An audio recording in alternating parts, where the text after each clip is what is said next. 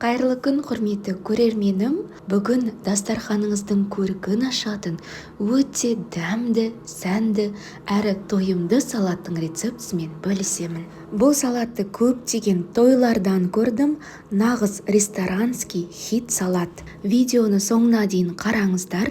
Салатты ұсынудың екі түрлі әдісін көрсетемін. Қосылатын дәмдеуіштер және құпия соуспен бөлісемін. Салатымыздың басты ингредиенттерінің бірі ол шампиньоны саңырауқұлақтары. Оларды міндетті түрде видеода көрсетілгендей тазалап аламыз.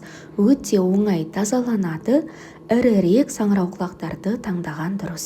Бүгін салатты 2 порция шығатындай, яғни 2 орташа тәрелкеге жететіндей етіп дайындаймын. Барлық грамдарын видеоның астындағы сипаттама бөліміне қалдырамын. Саңырауқұлақ қуырылу барысында кішіреетінін ескеріп, ірірек етіп тураймыз. Табамызды қыздырып, азырақ майға саңырауқұлақтарымыз толықтай піскенше қуырып аламыз.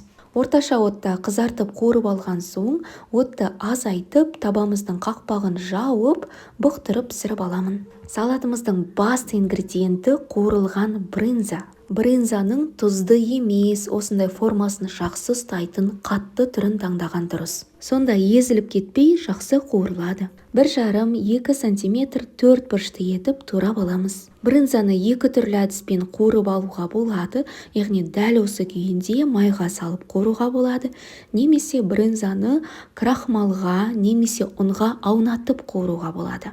Қазір 2 әдісін де көрсетемін. Жақсы қызған майға ең алдымен еш нәрсеге аунатпай өзін пісіріп жатырмын.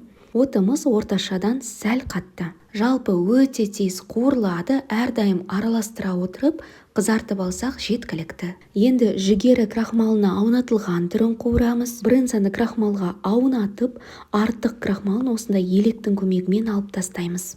Брынзаның өзін қуырғанда бір мезетте қызарып кетеді және кішкене езілуі мүмкін. Крахмалға аунатып пісірсеңіз мүлдем езілмейді және де қызару дәрежесін реттеуге болады. Яғни бірден қызарып кетпейді, керек мөлшерге дейін қызартып қуырып алсаңыз болады.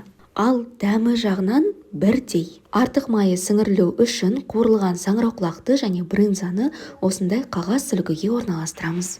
Салатымыздың ингредиенттері дайын. Мына жерде туралған кинза және де сарымсақ. Черри қызанағын осылай 2-ге бөлеміз. Брынзамызды қосамыз. Ұсақ етіп туралған кинза шөбін және сарымсақты қосамыз.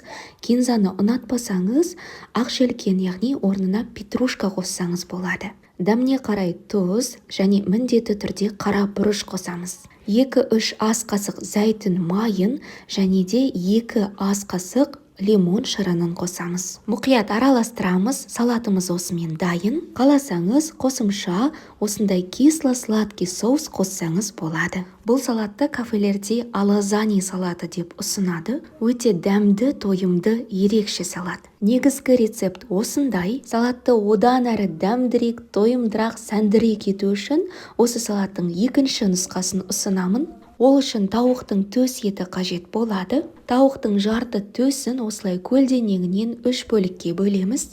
2 жағынан дәміне қарай тұз, қара бұрыш, паприка, аз ғана сұйық май қосамыз. 190 градусқа дейін қыздырылған пеште 20 минут пісіріп аламыз.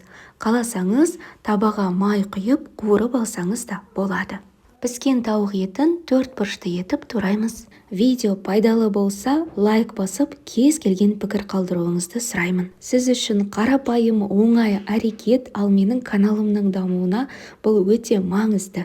Тауығымызды салатқа қосамыз. Осындай кисло-сладкий соус қосамыз. Әдетте бұл соусты қуырылған баклажан салаты үшін қолданады.